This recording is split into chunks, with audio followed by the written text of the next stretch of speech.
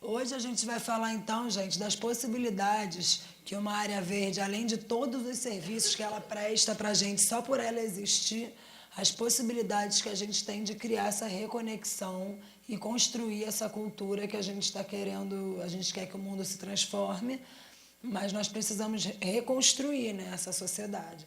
E a existência de áreas verdes permite isso. Então, o Pablito vai falar um pouquinho sobre esse histórico desse impacto ambiental que gerou a necessidade da gente ter que, como ele mesmo disse, cercar a floresta de nós mesmos. E como começou, né? Como foi toda essa relação do homem com a natureza, né? Então, a gente, não sei se vocês leram aquele livro chamado Sapiens, alguém aqui leu? Ele está bem relacionado com... Leiam, gente, leiam esse livro. É incrível, é maravilhoso. Historiadores vão poder contestar muito, biólogos vão poder... Enfim, é maravilhoso. Eu li 3 capítulos, a Lúcia leu todo, então eu fico perguntando para ela as coisas que vão acontecer, mas daqui a pouco eu vou terminar de ler.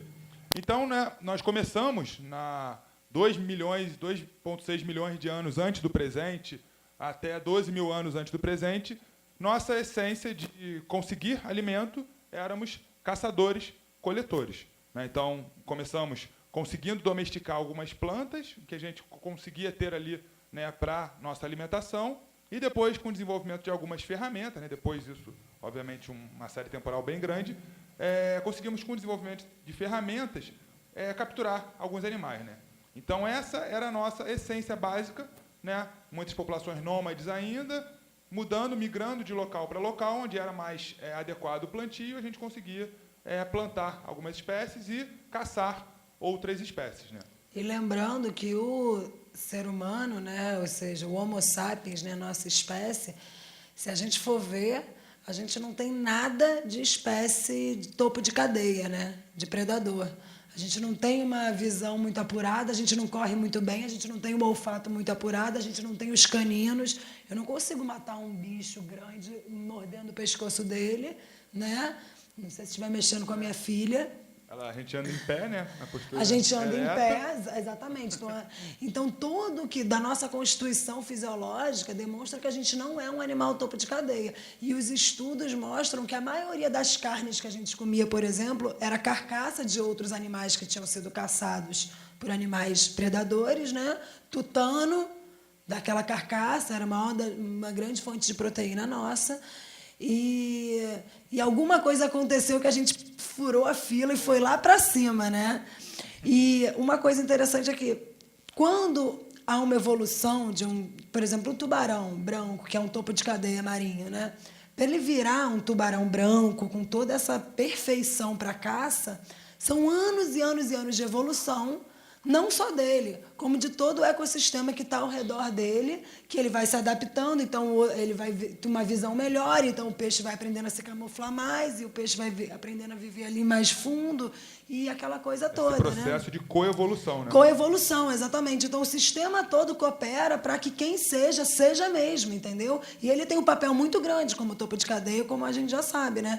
Agora, o ser humano não aconteceu isso. Então a gente foi tão rápido para o topo de cadeia que o resto do ecossistema não está preparado para a gente como um grande predador que somos, né? Hoje em dia, de todas as outras espécies, né? Inclusive da nossa própria. Se um biólogo, se um taxonomista, né, que pegasse um exemplar de ser humano hoje para estudar, ia falar, não, isso aqui é um herbívoro carniceiro, porque é isso que nosso corpo está preparado. Nosso corpo não está preparado para caçar, né, nossos dentes, como a Lúcia falou, nosso estômago, nosso sistema digestivo não está preparado para comer carne, né?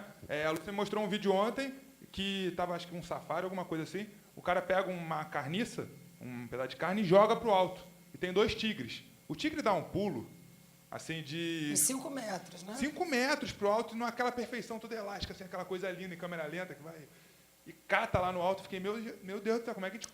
Impossível, vai até o né? topo das árvores, ele vai pulando. A gente consegue dar um pulo dessa altura aqui, mais ou menos. Então, nós não somos topo de cadeia por excelência evolutiva, né? Mas sim por outros critérios. Por questão social, nós somos topo de cadeia porque... Nós não somos topo de cadeia no processo evolutivo. Nós somos o ser que dominou todo o planeta. Então, essa acho que a evolução que a gente tem Sim, é processo evolutivo mental. O homem percebeu características nele que faziam com que ele dominasse, infelizmente. Né? Como que ele percebeu? Utilizando a inteligência e o convívio social dos grupos. Né? E principalmente criando mitos em que todos nós acreditamos. Todos nós acreditamos nas verdades, né? Todos... Hã? Uma Por série exemplo, de mitos ao longo da história. a religião, o próprio Estado-nação, né? O capitalismo, né? Que nós somos melhores do que o outro, o racismo, o machismo, todas essas ideias que hoje em dia movem a nossa sociedade, né? Que fazem, de fato, a gente acreditar que juntos somos mais fortes. Há uma grande teoria que diz que é o grande pulo do gato do ser humano, não estou julgando se isso é positivo ou negativo, foi o fato da gente conseguir cooperar em grande escala. E não o nosso desenvolvimento intelectual, mas a gente conseguir cooperar em mais de 150 mil indivíduos da mesma espécie acreditando na mesma coisa. Né? Então, por isso que se a gente está hoje em dia... Por que a gente traz isso? Porque se toda a história de devastação aí, falando do Brasil, de 500 anos da nossa floresta, da nossa natureza, é movido também por ideias que fizeram nossa espécie acreditar que a gente pode fazer isso, né? Ao mesmo tempo, existem várias pessoas, inclusive nós aqui, o pessoal da Conservação Internacional e o pessoal da Secretaria do Verde, quem está querendo fazer dentro das universidades, querendo jogar outras ideias na roda e querendo que todo mundo acredite que também é possível. Essa é a nossa grande ideia de converter os não convertidos. Já somos, né, topo de cadeia, seja por uma questão evolutiva fisiológica ou seja por uma questão evolutiva integral, né, da nossa... Mas que houve uma desconexão dessa espécie aí que conseguiu cooperar com muita quantidade do ambiente, da casa onde ela está, e que todas as outras espécies compartilham com ela dessa casa, houve essa desconexão. Então, a gente está justamente querendo discutir isso, entendeu? Essa desconexão e se é possível reconectar. Eu acho que sim, eu acho que a gente já está fazendo isso aqui. A gente acredita muito nisso, nessa reconexão. E nessa época, né, por mais que essa domesticação tenha iniciado nessa época, o impacto, obviamente, né, por questões de número de população, era muito pequeno. A gente não tinha os grandes impactos, a gente não tinha ainda a construção de cidades, eram vilas e aldeias em que a gente tinha esse tipo de relação com a natureza. Né? Então, a gente usa a natureza para plantar o que a gente vai comer e caçar o que também a gente vai comer. Né? Eu discordo dessa informação dos livros, porque nós extinguimos todas as outras espécies de homos, né? Homo erectus, homo florésticos, neandertais e etc. E extinguimos a preguiça gigante, que eu sou apaixonada por bicho preguiça. Meu sonho seria que existisse uma preguiça gigante nesse mundo hoje em dia. Né? E, enfim, então eu sou um pouco contra essa informação dos livros e tal. Eu acho que sim, que o nosso impacto ambiental foi grande pra caramba, porque a gente matou animais enormes. A gente atravessou o globo andando de barco, sei lá como, chegamos na Austrália e acabamos com tudo. Eu acredito nisso. Mas, enfim, de acordo com os livros, né, da teoria da nossa... É isso. Tem um outro livro muito interessante também, do biólogo chamado Richard Dawkins, que é A Grande História da Evolução. E o jeito dele de contar é muito interessante, que ele vai pegando o homem de Neandertal, depois a gente prestar ele, o homem de Neandertal, e conta um caso, né, como se fosse um homem de Neandertal contando uma história de um dia a dia dele. E vai para o Homo erectus, enfim, vai passando por vários hominídeos contando suas histórias de uma forma de conta. Muito, muito legal, muito interessante. Os outros livros do Richard Dawkins também são muito legais, né? O Gênio Egoísta, que faz também ter insights sobre a sociedade, são bem interessantes. E aí, a fase 2, né, a fase já das aldeias agrícolas, em que os seres humanos começaram a se agrupar em grupos um pouco maiores, né? Os Homo sapiens começaram a se juntar nesses grupos, e o impacto ambiental já começou a ser um pouco mais relevante, porque eles começaram a conseguir domesticar também os rios, né? E evitar que, quando tinham enchentes ou quando tinham secas, períodos de secas, que eles conseguissem ter água para levar para suas plantações. Né? Então, e, de uma certa forma, ao mesmo tempo que a gente está usando, né, a natureza ao nosso favor, para, enfim, para a evolução da sociedade humana, nesse caso, Tem também um outro paradoxo, que é, quando éramos caçadores-coletores, tínhamos muito mais conhecimento sobre a natureza, né? Sabíamos comer tubérculos, sabíamos comer tutano, sabíamos fazer pequenas caças, sabíamos as plantas que poderíamos usar. E, a partir do momento que a gente faz assentamentos agrícolas, a gente vai passar 3 meses comendo batata. Ou 3 meses comendo arroz, né? Aquilo que a gente aprende a plantar. A gente começa a ter contato, por exemplo, com as nossas fezes, coisas que antes não tínhamos, pois éramos bandos muito mais móveis, né? Nômades, né? Então, aí também existem teorias que mostram que essa revolução agrícola, que eles chamam, né? Também foi o primeiro momento que a gente começou a se desconectar dessa nossa necessidade de estar o tempo todo interagindo com a natureza. A gente criou uma forma de que a natureza está ali, a gente sabe usar aquilo que a gente precisa só para o que a gente precisa, e a gente não vai muito além na nossa reflexão de sapiens, né? Sim, sim. E aí a gente viu essas 2 primeiras fases, né, dos caçadores-coletores nômades, a segunda fase da construção de aldeias, né, e já na terceira fase... Uma coisa legal dessa fase também é dizer que, assim, todos os animais que nós domesticamos, 90% de nossas doenças formadas por vírus e bactérias vêm da domesticação dos animais, né? São vírus e bactérias que vieram de outras espécies, e o convívio fez a gente criar esse tipo de doença. Antes dos estados agrícolas, o único animal que a gente tinha domesticado era o cachorro, que tem aí de 70 a 80 milhões de anos que a gente domesticou. E aí, depois dos estados... 1.000 anos, perdão. Milhões não, 1.000. E aí, depois dos estados agrícolas, a gente começou a domesticar vários animais, né? Vaca, cavalo e tudo isso. E aí a gente começou a desenvolver também muita proliferação de doenças por conta disso. Nenhuma espécie domestica outra, assim, né? Nenhuma espécie pega uma outra espécie e bota aqui na minha casa para ser meu carinho, ou pior, né? Para matar e vender para outro país, enfim. Então, aí é uma coisa que... tem algumas relações ecológicas aí. Tem, né? Que fazem quase isso. Deixa o nosso amigo falar. Esse período aí do surgimento da agricultura, né, que houve aproximadamente 8.000, 7.000 anos antes de Cristo, né, a questão principal aí da relação com a natureza é a produção para o comércio, né? Então, você vai ter antes aí nas sociedades coletoras e caçadoras uma produção só para o consumo, né? Se é só para o consumo, a gente vai caçar só para comer e tudo bem, né? Agora, a produção do excedente, a necessidade do ser humano plantar para vender, né? E se não vender, vai ter o desperdício, né? Então, o excedente ele vai trazer o desperdício exatamente pela necessidade de plantar para vender, né? Isso surge com sociedades em beiras de rios, né? Mesopotâmia, China, aqui também na América do Sul, né? Com os incas, né? Na América do Norte com os astecas, né? Agora, a grande questão é produzir para quê? Né? Produzir para o comércio, produzir para o excedente, né? Antes, a gente tem a produção para o consumo, então o estrago é menor na natureza, né? Obrigado pela participação, né? Desculpe atrapalhar, eu só queria levantar essa questão do excedente, né?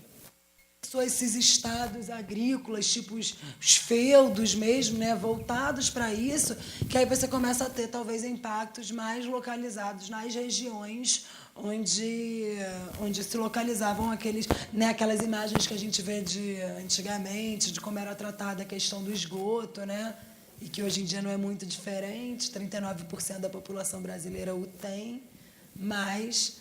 Começamos a ter alguns desastres ecológicos, né, muitos ligados também ao saneamento básico, porque você represava rios e as pessoas